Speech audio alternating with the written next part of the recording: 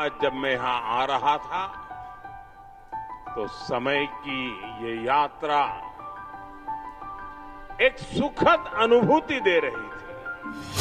1000 वर्षों की अमृत यात्रा को अनुभव करने का शिवजी ने मौका दिया है।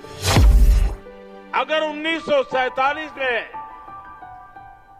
भारत आजाद हुआ था तो 1951 में सोमनाथ की प्राण प्रतिष्ठा ने भारत की स्वतंत्र चेतना का उद्घोष किया था। सोमनाथ का अमृत महोत्सव ये केवल अतीत का उत्सव नहीं है, ये अगले 1000 वर्षों के लिए भारत की प्रेरणा का महोत्सव भी है।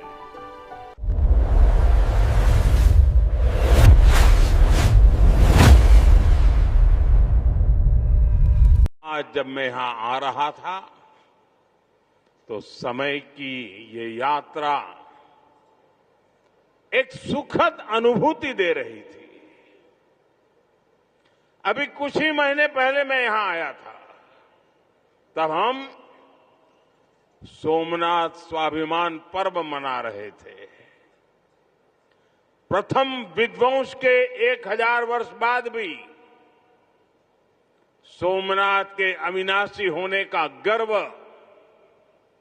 और आज इस आधुनिक स्वरूप की प्राण प्रतिष्ठा के 75 वर्ष हम केवल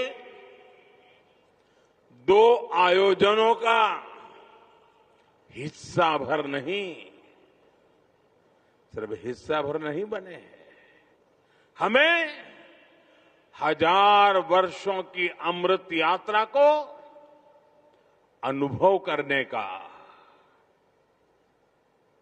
शिवजी ने मौका दिया है।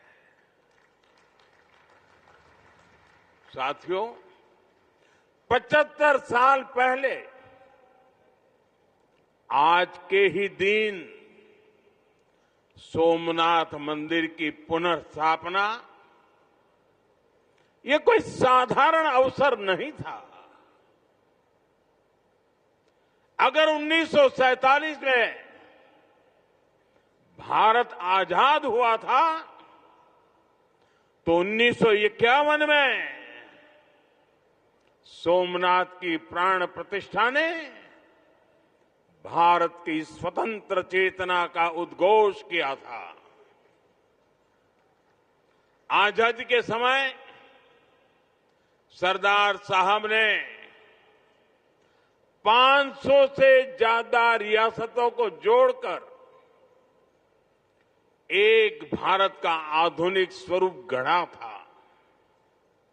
तो साथ ही सोमनाथ के पुनर्निर्माण से उन्होंने दुनिया को बताया था, भारत केवल आजाद नहीं हुआ है, भारत अपने प्राचीन गौरव को पुनः हासिल करने के मार्ग पर भी अब आगे बढ़ चुका है। साथियों, इसलिए आज इस अवसर पर मैं केवल 75 वर्षों की झांकी नहीं देख रहा हूं, मैं यहां देख रहा हूं विनाश में सृजन के संकल्प को, जिसे सोमनाथ ने चरितार्थ किया है। मैं यहां देख रहा हूं असत्य पर सत्य की विजय को, जिसे प्रभास पाटन ने बार बार जिया है। मैं यहां देख रहा हूं हजारों वर्षों की आध्यात्मिक चेतना को, जिसने मानव मात्र के कल्याण की सीख समूचे विश्व को दी है। मैं यहां देख रहा हूं भारत के उस अविनाशी स्वरूप को जिसे सदियों के कुत्सित प्रयास भी न मिटा सके, न हरा सके।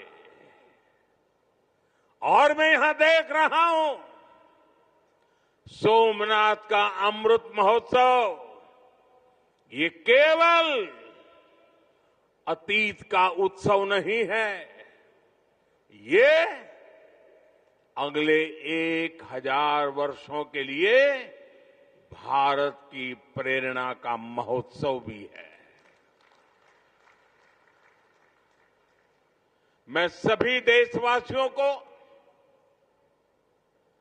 दादा सोमनाथ के कोटि कोटि भक्तों को इस महोत्सव की बहुत बहुत बधाई देता हूं।